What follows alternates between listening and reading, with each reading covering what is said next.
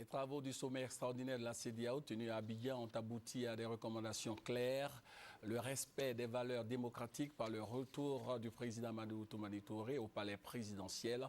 Écoutons le président en exercice de l'Union africaine, Yayi Bouni. C'est un message fort qu'on a lancé à la junte. Nous ne voulons plus, conformément à nos dispositions, à nos différents protocoles, aux textes qui régissent le fonctionnement des institutions de notre communauté. Les coups d'État sont bannis. Nous croyons à l'accession à la magistrature suprême dans nos pays sur la base du pouvoir démocratique, sur la base des urnes et non pas les armes. Il n'est pas question. Voyons la question de l'Europe. Depuis que l'Europe a réglé comment dirais-je, leur problème d'intégration économique d'abord, depuis 1957. Est-ce que vous avez jamais entendu parler de la guerre? En dehors peut-être de cette exception que nous avons notée au niveau des Balkans, ça a été réglé. Et depuis lors, c'est par voie démocratique que les peuples élisent leurs dirigeants. C'est l'expression de leur peuple. Nous voulons, nous-mêmes, eh bien, être comme l'Europe. Nous voulons nous occuper maintenant des questions de développement, de prospérité de nos peuples. Et qu'on en finisse avec des questions de coup d'État militaire. Les militaires sont là, ils sont là pour conserver, pour rester dans leur caserne et veiller sur la sécurité de la République. Alors, de ce point de vue, je crois, nous sommes fermes. Une délégation de haut niveau, n'est-ce pas, sera dépêchée le jeudi. C'est les chefs d'État, je crois, sous la présidence du président Alassane Ouattara, président en exercice de la communauté économique des États de l'Afrique de l'Ouest, et comprenant, entre autres naturellement, comprenant aussi le président de l'Union africaine, que je suis votre serviteur, notre cher doyen, le président Blaise Compaoré, le président du Niger, notre, je crois, madame la présidente du Libéria, hein, je crois, et ce sont ces chefs, et le président de la République fédérale du Nigeria. Nous allons nous retrouver le jeudi à midi à l'aéroport de Bamako.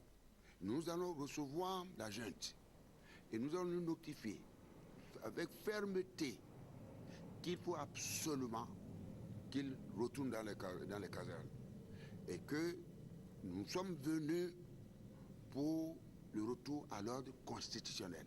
Les institutions de la République malienne, eh bien, doivent être rétablies.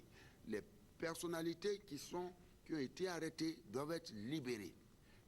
Ils sont responsables de la sécurité physique du président Toumani Touré qui a été élu démocratiquement et des autres membres de son gouvernement qui ont été arrêtés. Nous tenons à ce que ça soit réglé avant que nous repartions en réalité. Ça sera fait. Et c'est ferme. En cas de refus, on n'exclut pas une intervention militaire. Et ça se fera. Toujours dans le cadre de la résolution de cette crise politico-militaire, faisons un pas en arrière pour suivre l'un des temps forts qui a prévalu au cours du sommet extraordinaire d'Abidjan sur l'avenir politique du Mali. Et c'est avec Viviane Agnimer.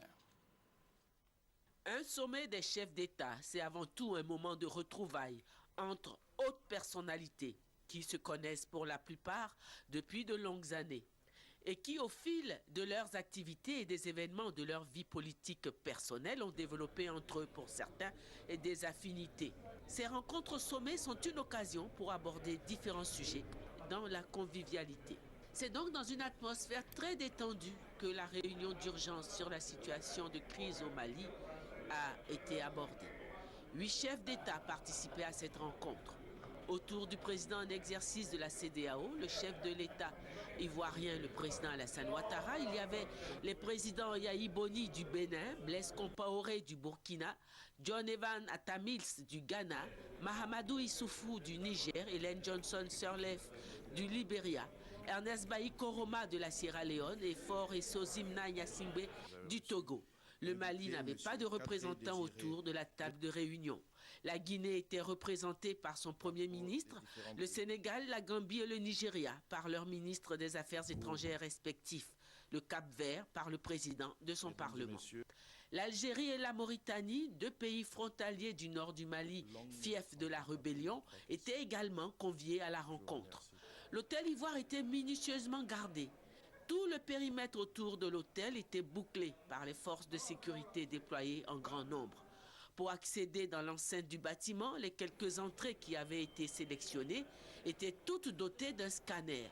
À l'intérieur même de l'hôtel, une nouvelle fouille au scanner était imposée avant l'accès à la salle de réunion. À l'intérieur de cette salle, après les différentes allocutions d'ouverture suivies d'une petite pause café, les chefs d'État s'étaient enfermés pour un huis clos. À l'extérieur, l'attente se déroulait.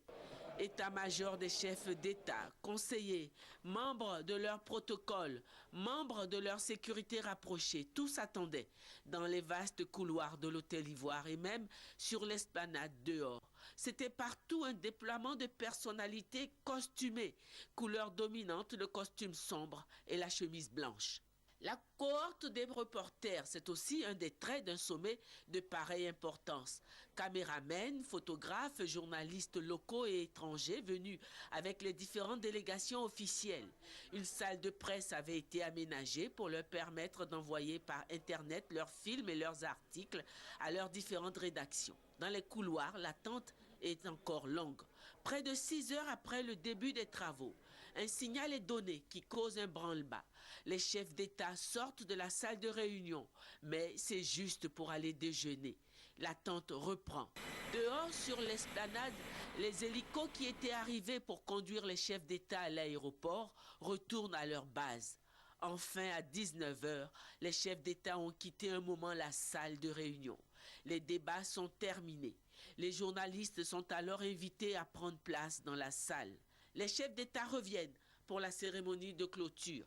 Et c'est tout d'abord la signature des actes du sommet par les chefs d'État et par les autres participants autour de la table de réunion. Puis le communiqué final qui sanctionne les résultats des travaux de la réunion, lu par le président de la commission de la CEDEAO, Kadri Désiré Ouédraogo. S'ensuit la motion de remerciement lue par le chef de l'État sierra-léonais, Ernest Bailly Koroma.